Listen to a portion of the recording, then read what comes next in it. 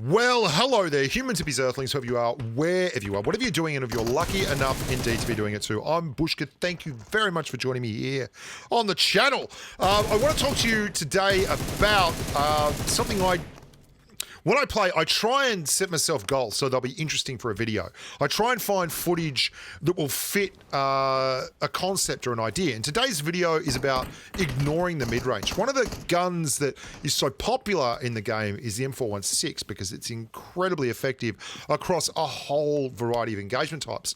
But today I'm going to show you some footage from a game where I'm running what you might call a cutout loadout, where there is no mid-range at all. You have a scooped loadout. You've got the highs, you've got the lows, and none of the middle. And that's an M249 and a Kar 98K. Now, before I do that, I want to talk to you quickly about the ESL Mobile Open. We just finished Season 3, and it was incredibly successful, and it was pretty freaking amazing. You might not have noticed, but Space Station Gaming won that, and it was a huge performance. They beat out big rolling run from Omen Elite. They knocked off Team Totality. All the boys like, Beach Banana and Sixless and everyone. There's a lot of good players out there playing this ESL Mobile Open. Season 4, if you want details on that, there is a link down below. Basically, you can go to that link, esl.gg/MO2020. I'll put the link below and I'll put one on screen as well. You can go to that link and find out everything that's going on in Season 4, where you can learn how to shoot crossbows into headshots on automatic weapon-wielding humans all day long.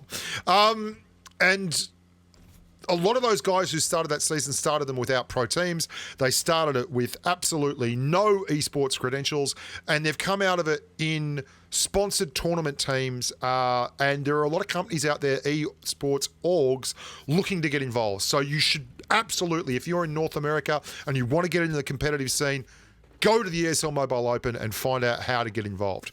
Now, this is the loadout that I was talking about. This is a squad wiper. Look at the M249. Like, have a look at this gun. Incredibly effective. There's someone up there with a VSS, by the way, 125. Hazard just finishes off the knocks by blowing up the car, and we're copping a lot of incoming fire.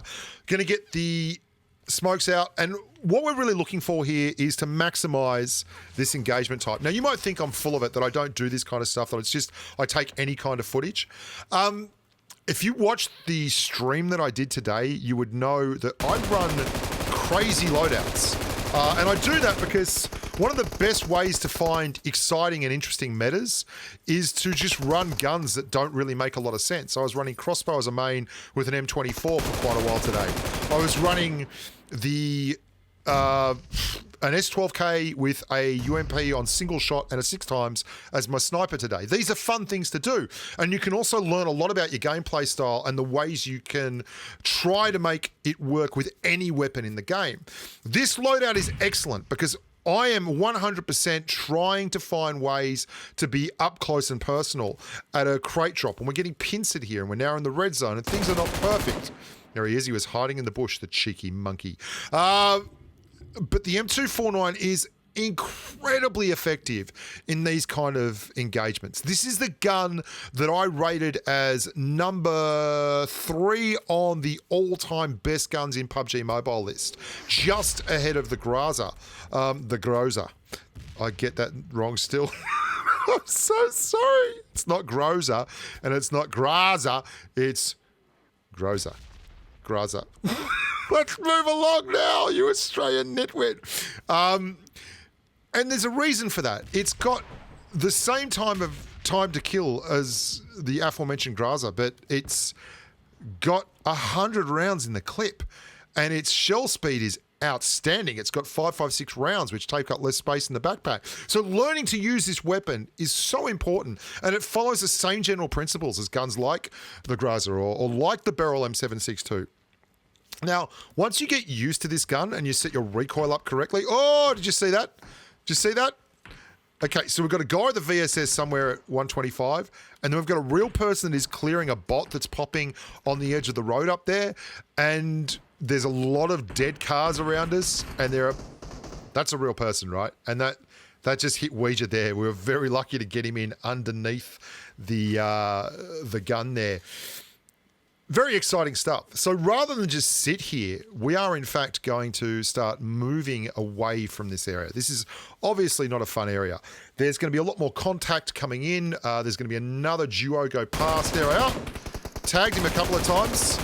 He is lucky to get away with that one. And there is a squad somewhere in the vicinity that is pushing in from the northwest as well. So we're going to try and get up across this roadway here to the compound that is just to the southeast of Pachinki. And again, you can see we just got rid of a guy at the rock that was up there with an Uzi, I think it was. And now we're going to start moving across. We're just going to actually smoke my position here. We do a lot of this, just, basically gathering smokes. You should be running with 8 to 10 smokes when at all possible, so that when you need to get places, it's a whole lot easier and it's a lot safer as well. Now, we just smoking me has actually given him cover as well. So anyone look at the, there's a VSS somewhere up there that we know about, knocked Ouija once. We're a little bit worried about it. I'm moving in the smoke. It makes me partially obscured. It gives me a very easy run back to cover. And I don't want to get involved in anything that's in that kind of 75 meter range. I want to try and get across to this. We want the house. We want the warehouse. We want something that gives us a compound to work out of. And that's exactly what we're going to do now. So we're going to hustle up across the road, Ouija and myself, via the rocks, always going hard cover to hard cover. You never want to be taking engagements in the open unless you absolutely don't have any choice. And we're very worried about that area up there. There was a guy with the VSS there who's now had a crack at us twice. Once he got Ouija on a knock, but he hasn't shown any inclination to move, which is good for us because he could have really pressured us there and pincered us with those guys that are moving up to us now. So he's more of a nuisance than anything else, but he is hanging around. Now, remember how we talked about scooped loadouts, how you've got to get used to running a... Whoa, just a bot, don't get panicking. And how I'm so keen to press reload here. I am so keen to press reload. There they are. That's that squad that we were talking about. Here they come. There's 4 of these guys, and they are moving up. I'm going to go for a full reload now, just in case we get into a squad fight. And Az has spotted them across the road. He's called that out in Discord. We're obviously on voice comms, and we've decided to pull back. So they're engaging us. Look how, as I pull back, I try and keep the warehouse between me. I'm actually running a little bit wider than Azza is because I'm a little bit worried about them popping around that corner, but no. And then we're going to get up here. So we've got some kind of visual overlook on them as they run in. Now, when this all starts to kick off, you're going to see us kind of concertina. Rather than holding just into this compound, I'm actually going to move up with the M249. And you can see over there, we're going to get a knock. No, don't get the knock. Get a hit. Get a hit on that bloke. And then he goes back down to ground. As is marking where they are. So we've got 3 guys over there that we've seen. I've got 1 guy spotted that's been hit once. There's more shots coming in. I think there is someone up at the church. So I decided to, rather than just doing my things out there in the open, I'm actually going to get an energy drink inside the stairwell. A lot safer, a lot easier.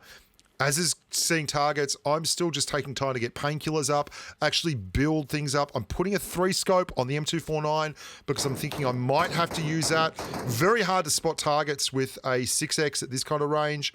And Az has got a knock. Now, I would like to turn that into a competitive advantage. It's a hard one to do, but if they're going to be pushing up, I'm going to pull the M249 out and I'm going to get in real close. Now, there's a guy at the rocks. I've boosted, so I'm going to be getting meds back. I don't really need to stop. This is why you run the M249, for these kind of engagements. 10 meters, just hold the button down.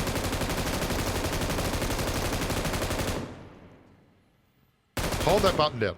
Hold that button down. And did anyone see the shutter on my screen? I don't know if that's just me, but I was talking to someone else that's running the iPad Pro 11.9, and they're having the same kind of issues. I'm getting a lot of desync and shutter on the graphics side of things. I don't know what they did in the last update to iOS, but it's really weird. It's like a shutter, not like a recoil. And now I've backed off again. I'm just looking for targets of opportunity here on either side of the barn. There's definitely a guy at those rocks still. Definitely someone out there. And there feels like there's a guy on the right as well. Az is going to look out and spot the guy on the right. And I'm very happy to move up and down inside this warehouse. This is almost like a perfect situation for us. We can take a short-range engagement. We can take a long-range engagement. There he is. He's in the back. So now we go to our long-range gun because the M249 is terrible for this. This is not the kind of gameplay for anyone. Oh, there he is. Happy days. There's our knock. And then we set up very aggressively here. We're waiting for him to either move around or his mate to push in from the left. We're right on the corner. It's going to be an easy knock target. Yeah, there he goes. And then we roll forward, get the kill on his mate here, who is lying in the grass. He started running across to get the revive on his mate and then just laid down. And that's a squad wipe. That's really using the loadouts exactly as they should be used. Finding the way to put your gun in the game is so much more important than just having the perfect loadout. And it also goes a long way towards how, like, if you've got two guys pushing in on me there with like M16s and such, which are great weapons, they're versatile weapons, but when you put a weapon that is absolutely the best at what it does here against a weapon that can work across a wide variety of engagements, I'll take this one up here every time and just find a way to work it in. Because if you can find a way to work it in, you're going to win a lot more of those kind of engagements. Like if you get a Groza or an M249 or a Beryl M762 and go up against, or an AKM and go up against an M416 or a Scarel, a QBZ95, whatever it is, in very, very close quarters where it's outside of ADS range, or even if it's in a very, very sharp edge ADS range, you'll win. You'll just win because they do more damage and they do it quicker. I'm Pushka. Thank you so much for watching. Look after yourselves. And as always, stay safe on the battlefield. Bye for now. Maybe I didn't love you.